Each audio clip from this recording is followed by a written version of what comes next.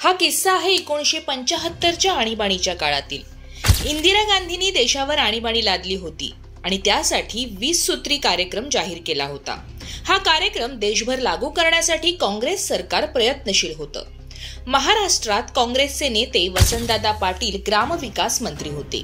पक्के काँग्रेसी असलेल्या वसंतदादांनी हा कार्यक्रम राज्यात यशस्वी करण्याचा चंग बांधला। याच वेळी त्यांना त्यांचे जिवलग मित्र दादा कोंडके यांची आठवण झाली। वसंतदादांनी दादांना एक अनोखी विनंती केली, दादा तुझ्या स्टाईल मध्ये या 20 सूत्री कार्यक्रमावर एक सिनेमा बनव। तुझ्या चित्रपटातून हा संदेश लोकांपर्यंत पोहोचेल। मैत्रीच्या नात्यामुळे दादाही लगेच तयार झाले। त्यांनी अशोक सराफ, उषा चव्हाण, भगवान दादा यांसारख्या मराठी सिनेसृष्टीतील दिग्गज कलाकारांना एकत्र आणलं आणि गंगाराम 20 कलमे हा चित्रपट बनवला।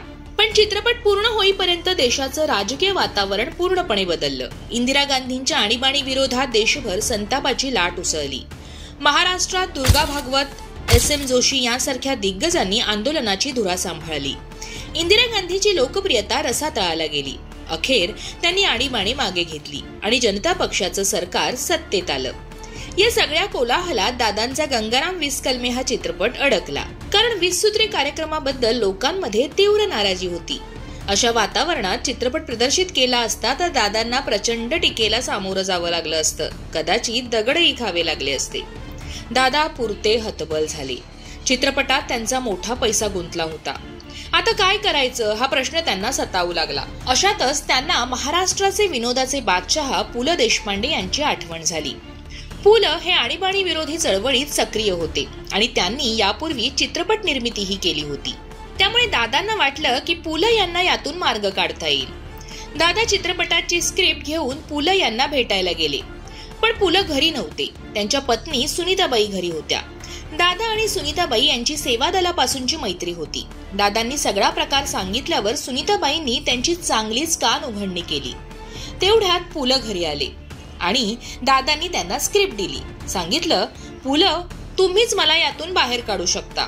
पु लंनी स्क्रिप्ट वाचली आणि स्पष्ट शब्दात सांगितलं, हा चित्रपट रिलीज करण्यासाठी खूप बदल करावे लागतील, जवळपास सगळे शॉट बदलावे लागतील, पण माझा सल्ला आहे हा चित्रपट फेकून दे। दादा निराश झाले। त्यांचा सगळा पैसा, मेहनत पाण्यात जाणार होती।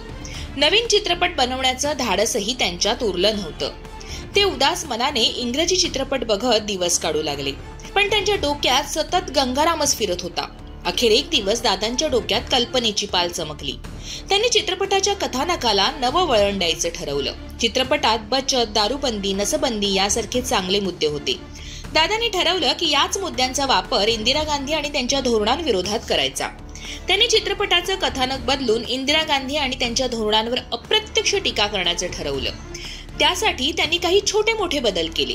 उदाहरणार्थ, इंदिरा काँग्रेसचं चिन्ह होतं गाय आणि वासरू। काँग्रेसचं चिन्ह असलेली गाय आणि वासरू यांचा वापर करून त्यांनी वासरू भ्रष्टाचारात गुंतलं असं दाखवलं।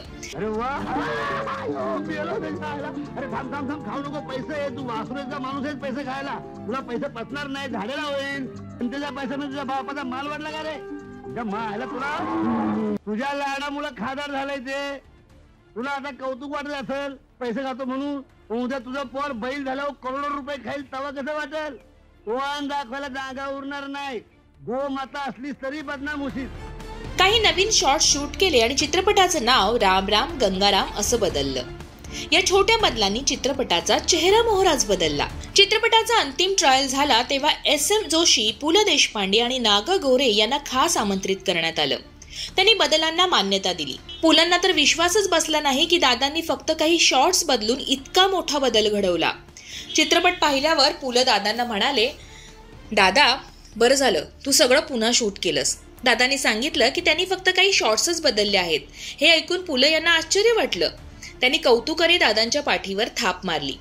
5 मार्च 1977 रोजी प्रदर्शित झालेला राम राम गंगाराम प्रचंड यशस्वी ठरला आणि 25 आठवडे चालून गोल्डन जुबली साजरी केली।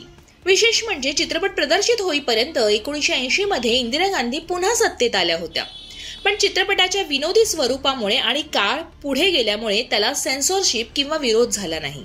पु ल देशपांडे यांचा या प्रसंगातला सहभागही महत्वाचा आहे। पु ल हे केवळ लेखक आणि विनोदकार नव्हते, तर त्यांनी गुळाचा गणपतीसारखे चित्रपटही बनवले होते. त्यामुळे त्यांना चित्रपट निर्मितीची आणि प्रेक्षकांच्या मानसिकतेची चांगली जाण होती. दादा कोंडके यांचा हा प्रसंग त्यांच्या बेधडक आणि सर्जनशील व्यक्तिमत्वाचं उत्तम उदाहरण आहे. त्यांच्या चित्रपटांनी मराठी सिनेसृष्टीत एक नवा अध्याय लिहिला. राम राम गंगाराम हा चित्रपट त्यांच्या कारकिर्दीतील एक महत्वाचा टप्पा ठरला. याशिवाय दादा कोंडके यांनी सोंगाड्या, पांडू हवालदार, बोट लावीत तिथे गुदगुल्या यांसारख्या चित्रपटांमधून मराठी प्रेक्षकांना खळखळून हसवलं. त्यांचे चित्रपट सामाजिक संदेश आणि विनोद यांचा अनोखा संगम होते.